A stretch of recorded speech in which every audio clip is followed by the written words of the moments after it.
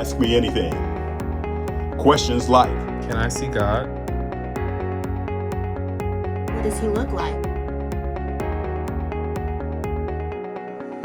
Why would God allow pandemics? Does God really exist? Why should I believe the Bible? Isn't it full of contradictions? What happens after I die? Why does God let bad things happen? How can a loving God send people to hell? What happens to people who never hear about Jesus? Isn't faith relative? What questions do you want answered? Just send your questions to Pastor Treadwell at riveroflifeindy.org. Then join Pastor Robert as he provides biblical answers to all of your questions on Sundays and Tuesdays. Why should we believe in Last God? time Why with are Pastor those Robert. called to believe in God? Why are those called to trust in God? And so I think also we need to make sure that we take the time to get some definitions correct so that when we're talking about faith or belief in God, when we're talking about this term pistis, when we're talking about having a true conviction, when we're talking about having a total trust in God, when we're talking about having an accurate reliance upon God, that's what we're talking about when it comes to this faith. It is to have that kind of conviction that God is the one and only who can fulfill everything that we hope in. Everything. He is the only one. So when we're talking about God, we also got to make sure that we're talking about the same God.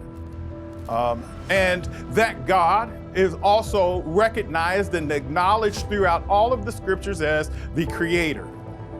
He is the self-sustaining God. He is the Jehovah. He is the one who has always existed. He is not a created being, but the great creator.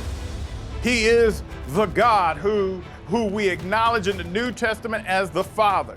He is the God who we also acknowledge from the New Testament after the revelation of the one who came, as John went on to say, in the beginning was the Word, and the Word was with God, and the Word was God. Here is the one that was from very beginning, the same I am that spoke to Moses at the burning bush is the same great I am that speaks and spoke to his disciples, his followers. He is the King of Kings. He is the Lord of Lords.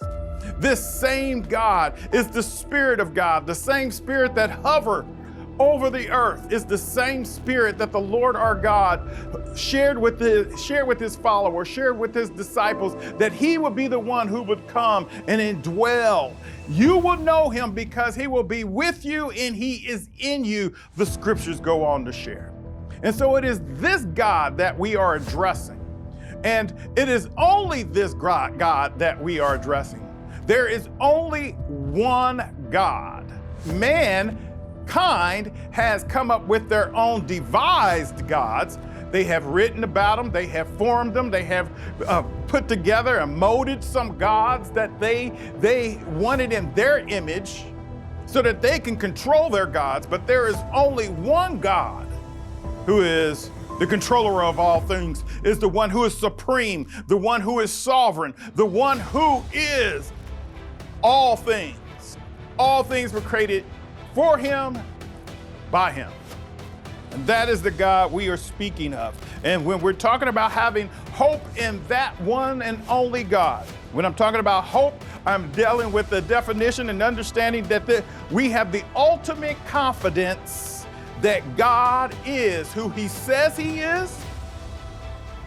He does what he does, and he will do what he said he will do. So everything that he reveals to us in the scriptures, whether they are past tense or they are future tense, this God has shared with us through the scriptures what he wants to reveal about himself to you and to me.